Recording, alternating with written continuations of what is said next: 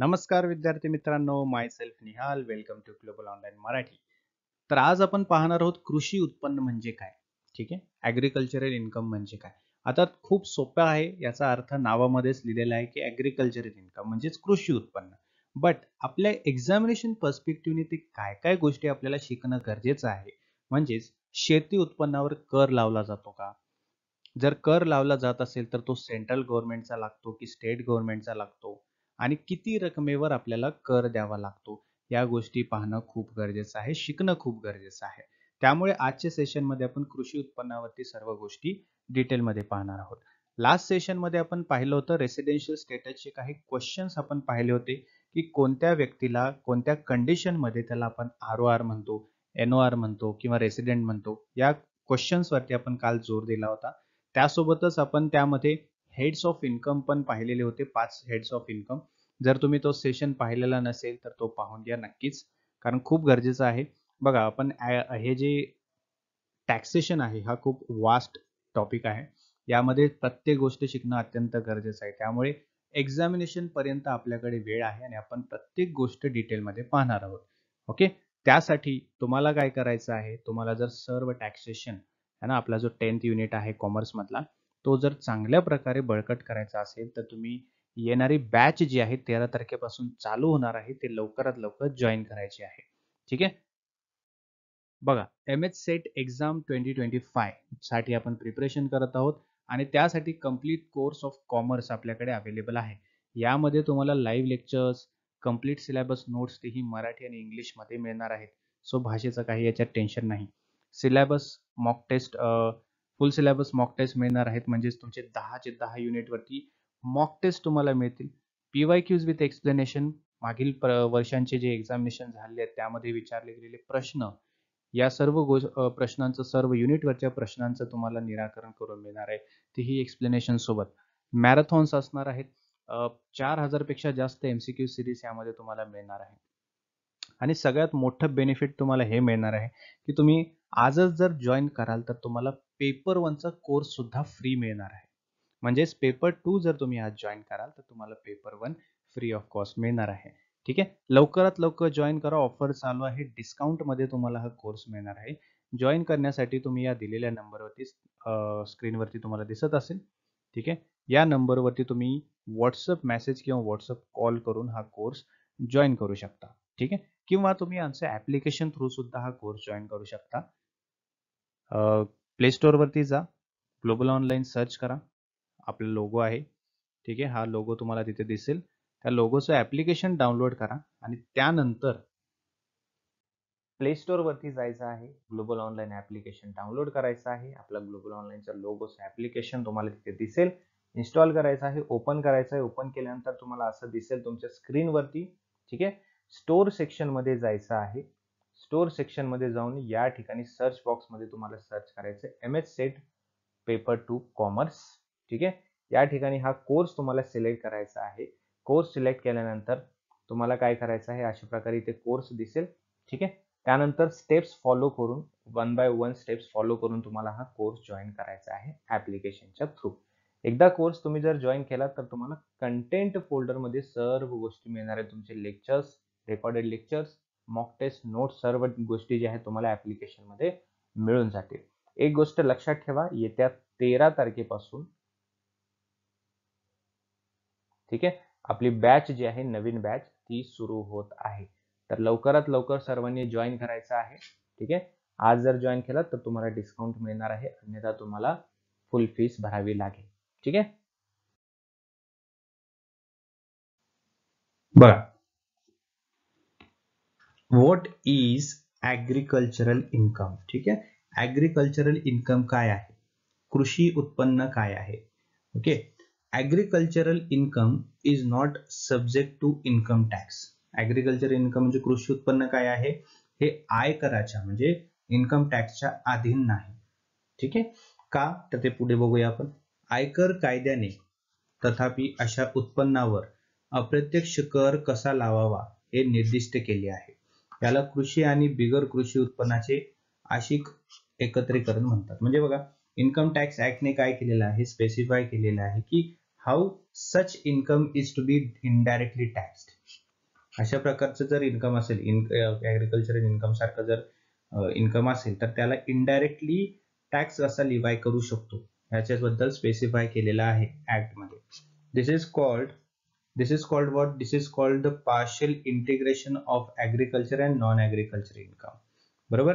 म्हणजे हे कसं आहे तर या इन्कम वरती टॅक्स इनडायरेक्टली कसा घेऊ शकतो हे कशावरती डिपेंड आहे तर दोन गोष्टीवर डिपेंड आहे. एक तर पार्शियल इंटिग्रेशन आहे कशाचं, एक तर ऍग्रिकल्चर आणि नॉन ऍग्रिकल्चर इन्कमचं, म्हणजे कृषी उत्पन्न है ना आणि बिगर कृषी उत्पन्न या दोन भागामध्ये दुभाजलेला आहे. तर या दोन दुभाजलेल्या भागामध्ये कुठला टॅक्सेबल आहे कुठला टॅक्सेबल नाहीये, एक्झेम्प्टेड आहे ते ठरवलं जातं. ठीक आहे, त्याला म्हटलं जातं agriculture income, taxable agriculture income. ठीक आहे. बघा या ठिकाणी हे खूप महत्वपूर्ण गोष्ट आहे. Agricultural income is not taxable under section 10 subsection 1. बरोबर. सेक्शन 10 सबसेक्शन 1 च्या अंतर्गत जे काही कृषी उत्पन्न आहे ते एक्झेम्प्टेड आहे, ते नॉन टॅक्सेबल आहे, त्याला कुठलाही टॅक्स आपल्याला भरावं लागत नाही. ठीक आहे. Section 10 subsection 1 of income tax act as it is not counted as a part of individual's total income. कारण ऍग्रिकल्चरल इन्कम जो आहे, कृषी उत्पन्न जो आहे, त्या कृषी उत्पन्नाला आपल्या टोटल इन्कम मध्ये कन्सिडर केलं जात नाही, त्याला टोटल इन्कम मध्ये काउंट केलं जात नाही, त्याला एक वेगळा जो इन्कम आहे असं त्याला कन्सिडर केलं जातं, टोटल इन्कम मध्ये त्याला कन्सिडर होत नाही. बरोबर. हाऊ एव्हर स्टेट गव्हर्नमेंट, बघा राज्य सरकार जो आहे तरीही त्यावरती काय करतो, ऍग्रिकल्चरल इन्कम वरती टॅक्स लावतो जर 5,000 पेक्षा जास्त त्याचं उत्पन्न होत असेल वार्षिक, तर त्याच्यावरती टॅक्स जो आहे राज्य सरकार लावत असतो. त्यामुळे 5,000 पेक्षा जास्त जर उत्पन्न झालं ऍग्रिकल्चरल इन्कमचं तर त्याच्यावरती गव्हर्नमेंट टॅक्स घेणार. ठीक आहे, असं याचा एक रूल आहे इन्कम टॅक्स ऍक्टचा. ते कसं आहे आता पाहूया आपण. बघा, it is categorized as valid source of income and basically includes income from sources that comprise agricultural land, building on or related to an agricultural land and commercial produce from agricultural land. म्हणजे agricultural land वरती किंवा कृषी जमिनीवरती जर काही उत्पन्न होत असेल, जर काही प्रोडक्शन होत असेल, काही प्रोसेस होत असेल, अशा उत्पन्नांना किंवा या कृषी जमिनीतून उत्पन्न प्रोड्यूस झालेल्या गोष्टींपासून जर उत्पन्न मिळत असेल तर अशा उत्पन्नांना ऍग्रिकल्चरल इन्कम किंवा कृषी उत्पन्न असं म्हटलं जातं. ठीक आहे. This income is consider for rate purpose while calculating the income tax liability of an individual. ठीक आहे. एखाद्या व्यक्तीचा जो आयकर आहे, इन्कम टॅक्स जो आहे ना, त्याची दायित्वाची गणना करताना म्हणजे त्याला किती टॅक्सेबल इन्कम आहे, किती टॅक्स द्यायचा आहे हे कॅल्क्युलेट करताना या उत्पन्नाचा दर है ना विचारात घेतला जातो. म्हणजे हे ऍग्रिकल्चर इन्कम जे आहेत, या ऍग्रिकल्चर इन्कमचा रेट जो आहे तो कन्सिडर केला जातो. जेव्हा टोटल इन्कम कॅल्क्युलेट करायचं असतं इन्कम टॅक्स, तेव्हा कन्सिडर केला जातो. ठीक आहे. So it is valid, this income is also consider as a valid source of income. ठीक आहे. पुढे, now this is very important. What is considered as agricultural income. आता ऍग्रिकल्चरल इन्कम म्हणून कोणत्या गोष्टींना कन्सिडर केलं जातं. आता कुठले ऍग्रिकल्चर इन्कम आहेत, कुठले नॉन ऍग्रिकल्चर इन्कम आहेत, है ना. यामध्ये कुठले टॅक्सेबल असू शकतात, गव्हर्नमेंट कुठल्या इन्कम वरती टॅक्स लावतो, किती लावतो, कशा प्रकारे लावतो, त्यासाठी आपल्याला कुठले इन्कम किंवा कुठले प्रोडक्शन्स किंवा प्रोड्यूस हे ऍग्रिकल्चरल मध्ये येतात किंवा नॉन ऍग्रिकल्चर मध्ये येतात हे पाहायचं आपल्याला. ठीक आहे. त्यामध्ये बघा section 2 subsection 1A of income tax act है ना, details out the conditions wherein sources can be considered to be generating agriculture income. म्हणजे ऍग्रिकल्चर इन्कम ज्या इन्कमला आपण म्हणतो त्यासाठीचे सोर्सेस, त्यासाठीचे कुठले गोष्टी आहेत ज्याला की आपण कृषी उत्पन्न म्हणू शकतो, है ना, ते कशात लिहिलेलं आहे, ते सेक्शन 2 सबसेक्शन 1A मध्ये लिहिलेलं आहे इन्कम टॅक्स ऍक्टच्या. पुढे बघा, the section's definitions basically point out the following as the sources of agriculture income. त्या सेक्शनच्या अंतर्गत त्या सेक्शन 2(1)A च्या अंतर्गत जे काही ऍग्रिकल्चरल इन्कमचे सोर्सेस आहेत ते काय काय सोर्सेस असू शकतात हे खाली आपण दिलेलं आहे, ते बघूया आता वन बाय वन. पहिला आहे रेंटिंग अँड लिझिंग. ठीक आहे, renting and leasing agricultural land for agriculture, store room, residential place or outhouse. ठीक आहे, जर आपलं आउट हाऊस असेल, जर आपलं काही रेसिडेन्शियल प्लेस असेल, किंवा आपलं ऍग्रिकल्चरल लँड असेल, किंवा स्टोर रूम असेल, है ना, अशा गोष्टी जर रेंट वरती किंवा लीज वरती दिलेल्या असतील तर त्याला ऍग्रिकल्चर इन्कम कन्सिडर केलं जाऊ शकतं. ठीक आहे, त्यानंतर money earned from trees growing in the nurseries as seedling and sapling. ठीक आहे, जर असे काही रोपवाटिका सारखे असतील, रोपवाटिकामध्ये वाढणाऱ्या झाडांपासून रोपे किंवा रोपटे म्हणून कमावलेले पैसे जर आपल्याला मिळत असतील तर हे सुद्धा ऍग्रिकल्चरल इन्कम आहे. आलं लक्षात? या नर्सरीज मधून जर आपल्याला काही इन्कम होत असेल तर ते नर्सरीज मधून जो पैसा मिळतो तो सुद्धा इन्कम, ते सुद्धा उत्पन्न एक कृषी उत्पन्न म्हणून कन्सिडर केलं जातं. आलं लक्षात? मग तुम्ही जमीन रेंट वरती द्या, लीज वरती द्या, किंवा रोपवाटिका मधले तुमचे वनस्पती किंवा प्लांट जे आहेत ते विकून तुम्ही पैसे कमवा, दोन्हीही पैसे काय आहेत? ऍग्रिकल्चरल इन्कम आहेत. ठीक आहे, आलं लक्षात? तर असे जे उत्पन्न आहे त्याला ऍग्रिकल्चर इन्कम कन्सिडर केलं जातं. पुढे बघा, renting and leasing agriculture land by cultivator or farmer. शेतकरी असेल किंवा लागवड करणारा असेल, या दोघांनाही है ना यांच्यासाठी शेत जमीन जी आहे तर ती जर भाड्याने दिली, ते जर भाड्याने देणे असेल तर ते सुद्धा ऍग्रिकल्चरल इन्कम आहे. म्हणजे त्याचा रेंट जो आपल्याला मिळतो, त्याचा लीज पेमेंट जो आपल्याला मिळतो, तो पेमेंट काय आहे? तो पेमेंट तुमचा ऍग्रिकल्चरल इन्कम आहे. ठीक आहे, त्याला आपण कृषी उत्पन्न असं कन्सिडर करतो. पुढे, शेत जमिनीच्या व्यावसायिक वापरामुळे होणारे कोणतेही उत्पन्न, शेत जमीन किंवा इमारत जेथे आहे त्या जमिनीचे मूल्यमापन जमीन महसुलीसाठी केले जात आहे किंवा स्थानिक दराचे मूल्यांकन केले जात आहे. असे जर काही गोष्टी असतील तर त्याला सुद्धा ऍग्रिकल्चर इन्कम असं म्हटलं जातं. Any income due to commercial use of agricultural land. म्हणजे जी तुमची ऍग्रिकल्चरल लँड आहे, शेत जमीन जी आहे तुमची, ठीक आहे,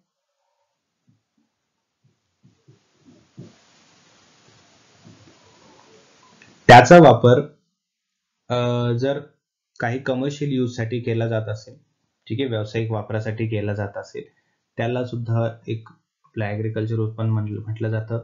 किंवा the agricultural land or the land where the building is located, है ना, अशा ठिकाणी ऍग्रिकल्चरल लँड वरती जर एखादी बिल्डिंग लोकेटेड असेल, बिल्डिंग असेल, त्या ठिकाणी ते कमर्शियल पर्पज साठी असेल, बिझनेस करण्यासाठी वगैरे असेल, तर ते is being assessed for land revenue or subject to local rate assessed. म्हणजे त्याला सुद्धा लँड रेव्हेन्यू असं कन्सिडर केलं जातं आणि त्याला ऍग्रिकल्चर इन्कम मध्ये कन्सिडर केलं जाऊ शकतं. ठीक आहे, आणि त्याचे जे रेट आहेत ते लोकल एरियामध्ये जसे त्याचे रेट आहेत त्या रेटनुसारच त्याचं कन्सिडरेशन केलं जातं. ठीक आहे, तर पुढे वळूया आपण आता. ठीक आहे, या एक दोन पॉइंट्स नंतर तुम्हाला थोडीशी आयडिया आली असेल की ऍग्रिकल्चर इन्कम वगैरे काय आहे, है ना. बघा, आता हे खूप महत्वाचं आहे, हे तुम्हाला लक्षात ठेवायला लागेल. Examples of agricultural income and non agricultural income. ठीक आहे, समजतंय? हे एक एक गोष्टी लक्षात ठेवायचं आहे, कारण टॅक्स हा युनिटच असा आहे की त्यामध्ये तुम्हाला जास्ती गोष्टी लक्षात ठेवायच्या आहेत, बरं का. ते लक्षात ठेवूनच तुम्हाला हा जो युनिट आहे तो चांगला समजणार आहे. ऍग्रिकल्चर इन्कम मध्ये बघा, इन्कम फ्रॉम सीड सेल्स, है ना, सीड्स जे असतात, बिया जे असतात, बिया ना, त्याला विकून जेव्हा इन्कम जनरेट होतं त्याला ऍग्रिकल्चर इन्कम कन्सिडर केलं जातं. त्यानंतर sales of trees that have been planted again. ठीक आहे, काही झाडं जे आहेत त्यांचं आपण हे केलेलं आहे, त्याला रोपलेलं आहे. ठीक आहे, त्याचं पासून जर इन्कम होत असेल तर त्याला सुद्धा ऍग्रिकल्चरल इन्कम आपण कन्सिडर करतो. Interest on funds received bye partners from a business operating in agriculture. काही ऍग्रिकल्चरल बिझनेस असेल, कृषी काही व्यवसाय असेल, तर त्यामध्ये पार्टनरशिप मध्ये जर कुठला पार्टनर असेल आणि त्याला काही इंटरेस्ट मिळत असेल, है ना, इंटरेस्टच्या रूपामध्ये काही फंड्स मिळत असतील, तर त्याला सुद्धा ऍग्रिकल्चरल इन्कम कन्सिडर करतो. Earnings from growing creepers and flowers, काही फुलं वगैरे असतील, है ना, त्यांच्या पासून जर काही उत्पन्न होत असेल तर त्याला कृषी उत्पन्न आपण कन्सिडर करतो. Rent earn from agricultural land, है ना.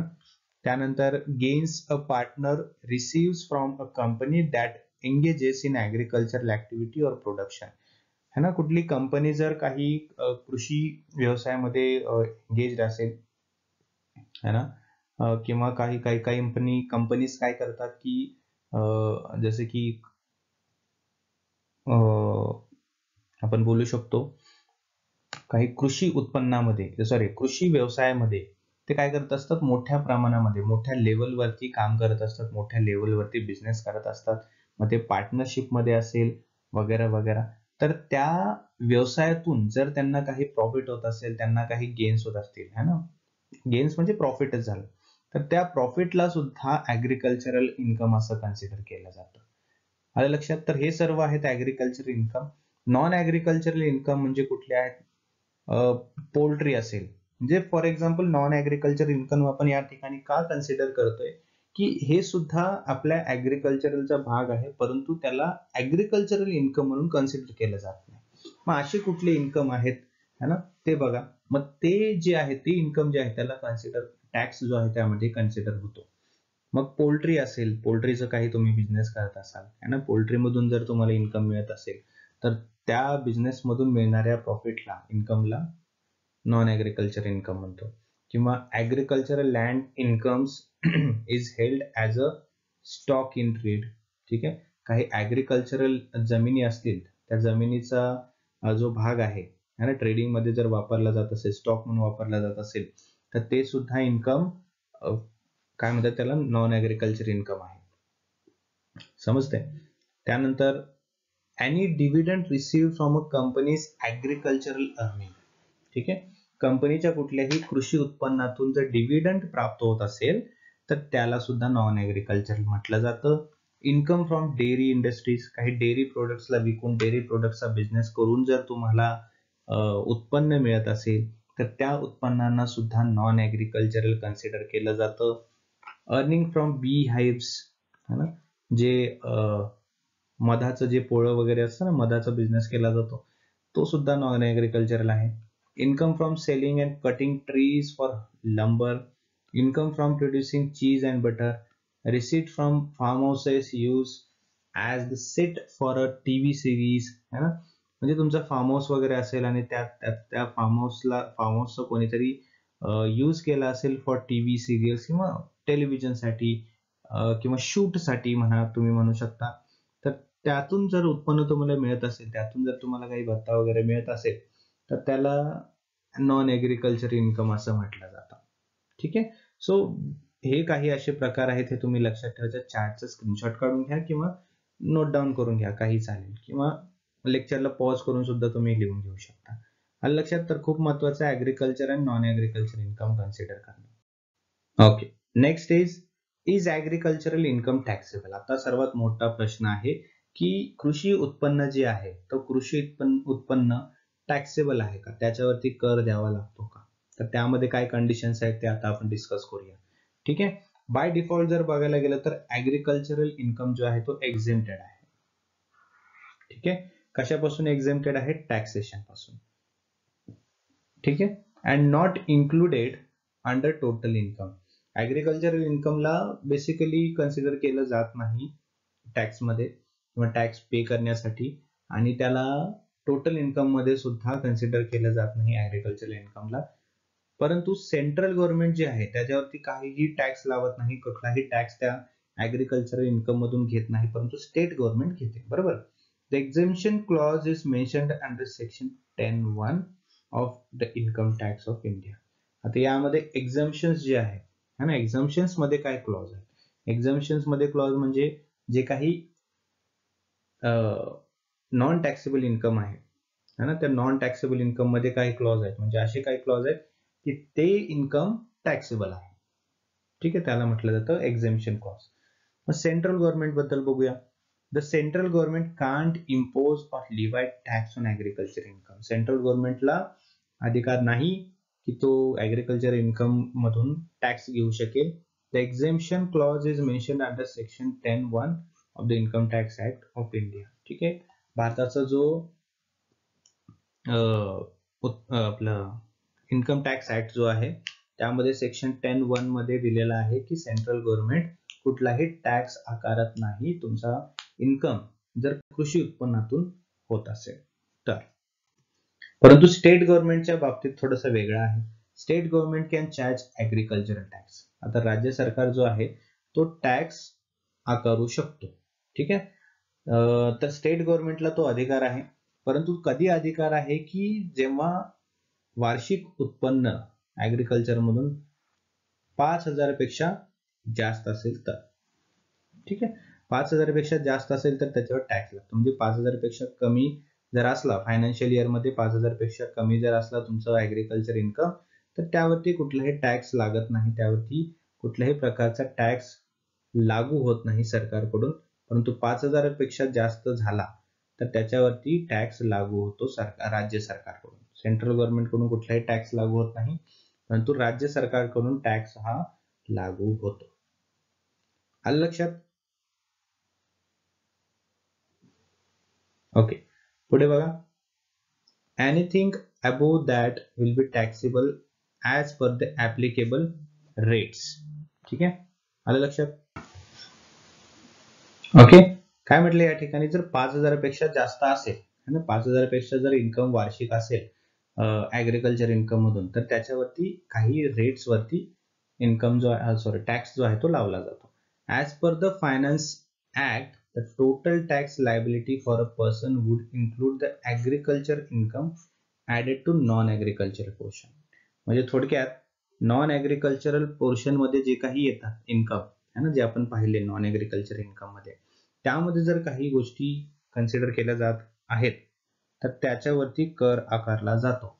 ठीक आहे, नॉन ऍग्रिकल्चरल इन्कम जे आहे त्याच्यावरती कर आकारला जातो आणि एका काही निश्चित दरावरती तो कर आकारला जातो. ठीक आहे, सो स्टेट गव्हर्नमेंट यावरती टॅक्स लावत असतं, सेंट्रल गव्हर्नमेंट याच्यावरती टॅक्स लावत नाही. ठीक आहे, वन मोर थिंग, जो आपण प्रिव्हियसली चॅप्टर पाहिलेला आहे रेसिडेन्शियल स्टेटसचा, त्यावरती काही क्वेश्चन्स आपण आता डिस्कस करूया, जेणेकरून तुम्हाला आणखीन थोडंसं चांगलं रिव्हिजन होईल त्या चॅप्टरचं. ठीक आहे, so be ready for that. जर इन्कम 5,000 पेक्षा जास्त असेल तर सेक्शन 10 सबसेक्शन 1 मध्ये याच्या अंतर्गत तुम्हाला कर हा द्यावा लागतो. स्टेट गव्हर्नमेंटला हा कर द्यावा लागतो. म्हणजेच आपण जर शेतकरी असू आणि आपलं वार्षिक उत्पन्न 5,000 पेक्षा जास्त होत असेल तर आपल्याला 5,000च्या वरती जितकी रक्कम असेल त्यावरती कर भरणं अनिवार्य आहे. पण तो कोणाला भरावा लागतो? आपल्याला स्टेट गव्हर्नमेंटकडे भरावा लागतो. ठीक आहे, सो 5,000 पर्यंत हे एक्झेम्प्टेड आहे, म्हणजे कर पात्र नाही 5,000 पर्यंत. पण वार्षिक ऑब्वियस आहे, खूप कमी रक्कम आहे, याच्यावरती जर गेला तर तो कर पात्र आहे. ठीक आहे, so this is all about today's session. आजच्या सेशन मध्ये आपण पाहिलेलं आहे व्हॉट इज ऍग्रिकल्चर इन्कम.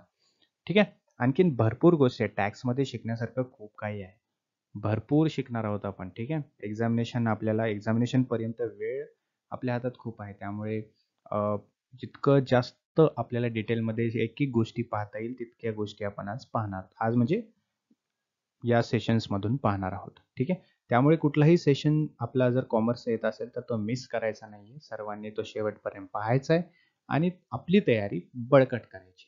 ठीक आहे, आणि दुसरी गोष्ट म्हणजे कोर्स लवकरात लवकर जॉईन करा, कारण जितकं लवकर तुम्ही जॉईन कराल तितक्या लवकर तुमचं प्रिपरेशन जे आहे ते स्टार्ट होणार आहे आणि तुम्ही प्रत्येक गोष्ट डिटेलमध्ये पाहू शकाल आणि बरोबर वेळेमध्ये तुमचं प्रिपरेशन होऊन जाईल.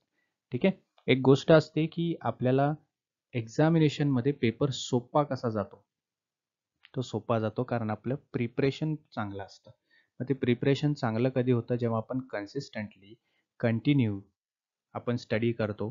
ठीक आहे. रोज थोडं-थोडं स्टडी करतो तेव्हा ती कन्सिस्टन्सी येते आणि चांगलं प्रिपरेशन होतं.